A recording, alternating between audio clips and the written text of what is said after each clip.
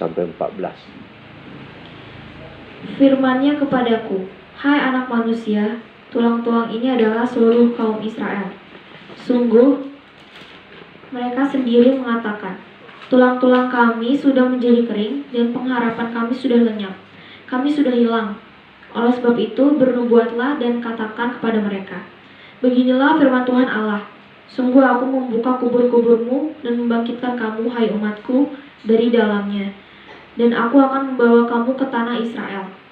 Dan kamu akan mengetahui bahwa akulah Tuhan, pada saat aku membuka kubur-kuburmu dan membangkitkan kamu, hai umatku, dari dalamnya. Aku akan memberikan rohku ke dalammu, sehingga kamu hidup kembali, dan aku akan membiarkan kamu tinggal di tanahmu. Dan kamu akan mengetahui bahwa aku Tuhan, yang mengatakannya dan membuatnya. Demikianlah firman Tuhan. Demikianlah firman Tuhan.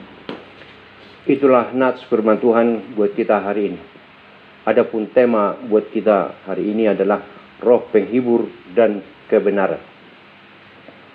Aku akan memberikan rohku ke dalammu, sehingga kamu hidup kembali, dan aku akan membiarkan kamu tinggal di tanahmu, dan kamu akan mengetahui bahwa aku, Tuhan yang mengatakannya dan membuatnya. Demikianlah firman Tuhan. Yesekiel 37 ayatnya yang ke-14 yang tadi telah kita dengarkan. Kitab Yesekiel ini ditulis antara tahun 593 dan 565 sebelum Masehi, dan rentang penulisannya waktunya adalah 22 tahun. Adapun latar belakangnya adalah Yesekiel yang tumbuh besar di Yerusalem dan melayani sebagai seorang imam di bait suci, berada di antara kelompok kedua dari tawanan yang dibawa ke Babel bersama dengan Raja Yoyakim. Ketika berada di Babel, ia menjadi seorang nabi Allah.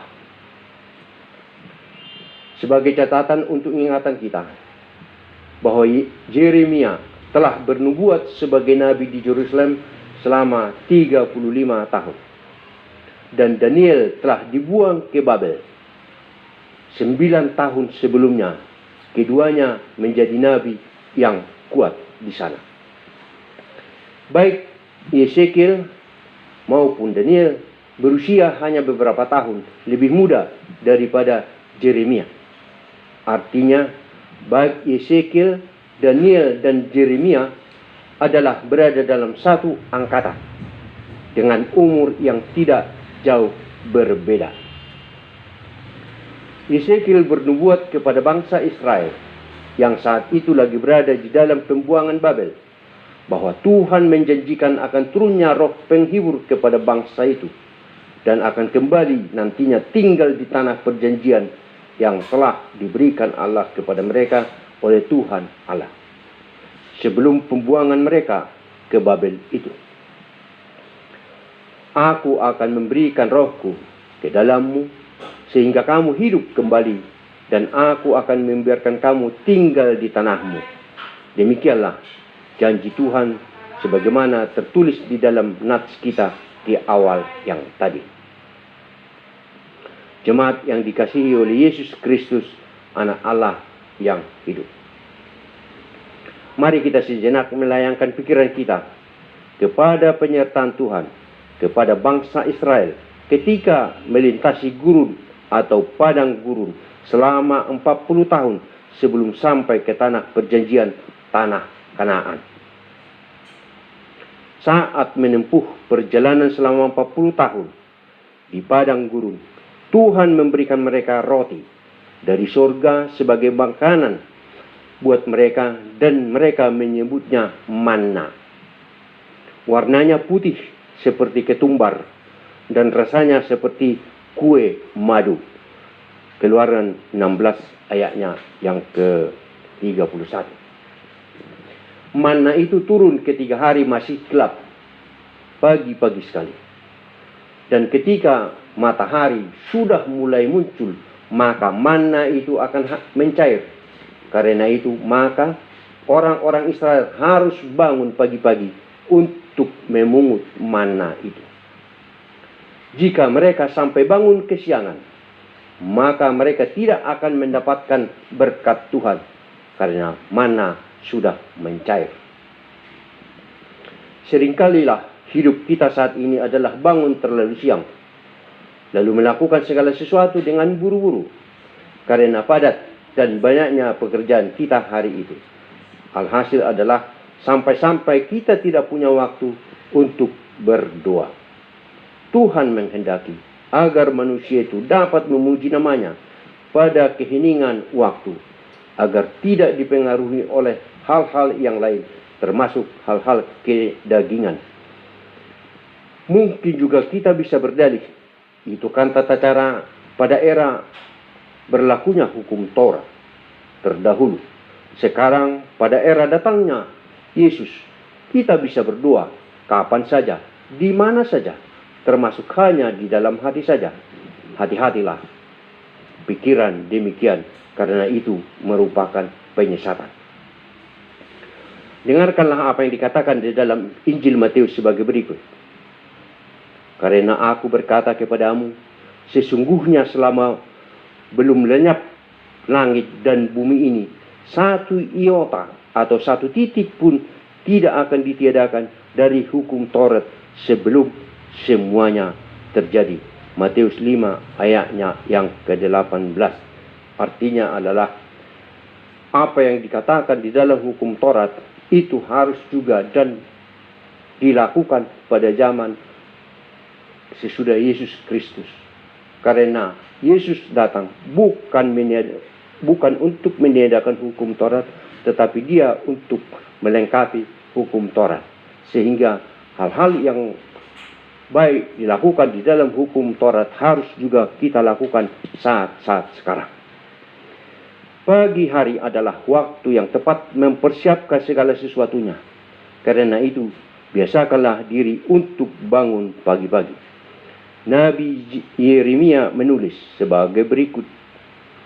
Tidak berkesudahan kasih setia Tuhan, tidak habis-habisnya rahmatnya, selalu baru tiap pagi, besar kesetiaanmu.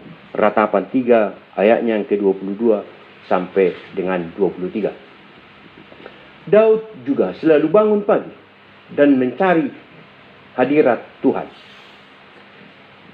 Tuhan, pada waktu pagi engkau mendengar seruanku.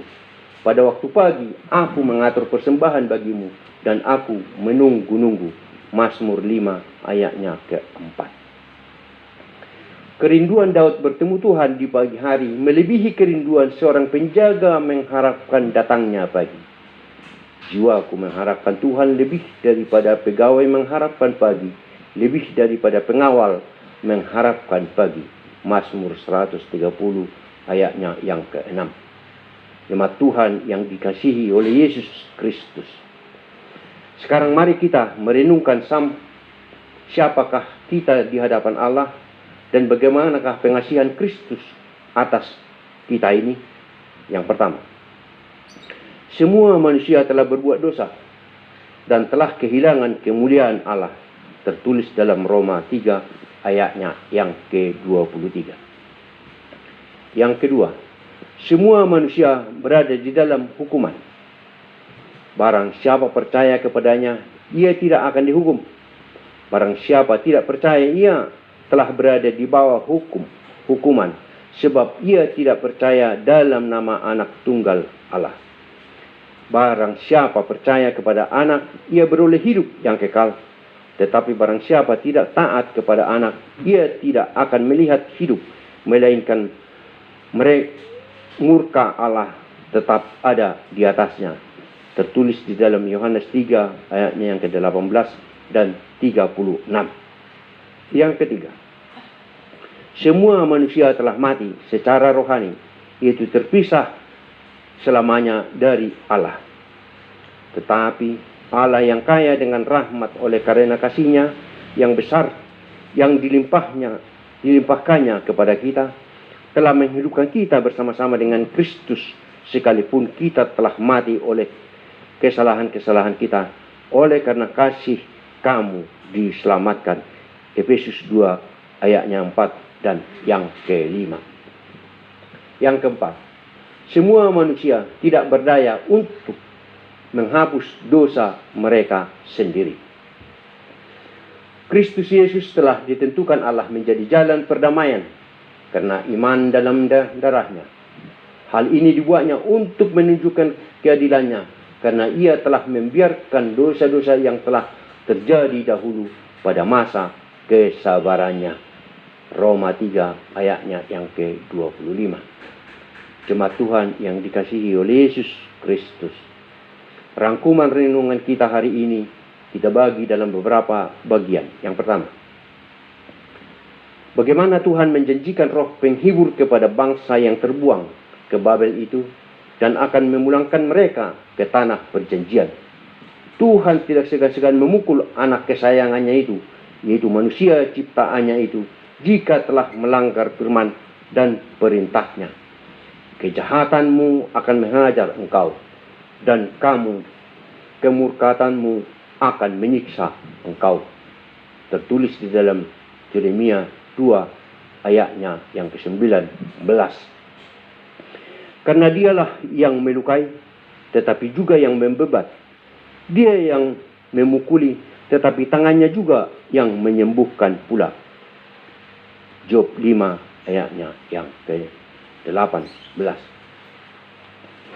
Kita diminta supaya membiasakan diri berdoa pada pagi buta di dalam keheningan.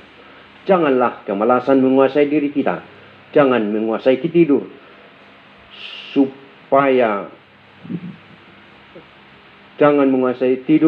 supaya engkau tidak jatuh miskin. Bukalah matamu dan engkau akan makan sampai kenyang. Amsal 20 ayatnya yang ke-13. Hai pemalas, pergilah kepada semut, perhatikanlah lakunya dan jadilah bijak. Biarpun tidak ada pemimpinnya, pengaturnya, atau penguasanya, ia menyediakan rotinya di musim panas dan mengumpulkan makanannya pada waktu panen. Amsal 6 ayatnya ke-6 sampai dengan yang ke-8. Yang ketiga, bahwa kita telah bersalah dalam hukuman dan kita tidak mampu menghapus dosa kita sendiri.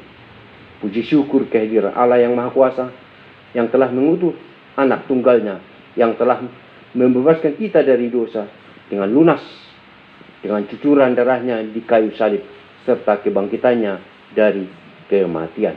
Dan saat ini Tuhan telah mempersiapkan tempat buat kita bersama-sama dengan Allah Bapa di tempat yang Maha Kudus sesuai dengan hari yang ditetapkannya nanti buat manusia. Amin.